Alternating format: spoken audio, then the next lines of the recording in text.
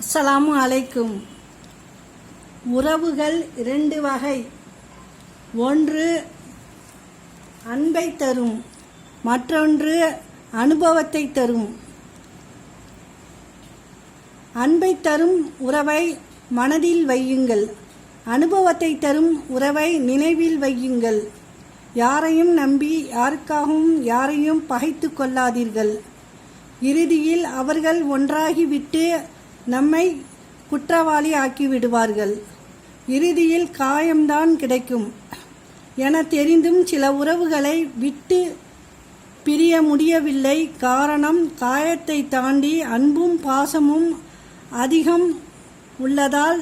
நிம்மதியின் ரகசியம், யாரையும் வெறுக்காதீர்கள், எதை பற்றியும் கவலைப்படாதீர்கள், குறைவாக எதிர்பாருங்கள், அதிகம் கொடுங்கள், எப்போதும் சிரியுங்கள், எப்போதும் இறைவனை நினையுங்கள். அஸ்ஸலாமு அலைக்கும்.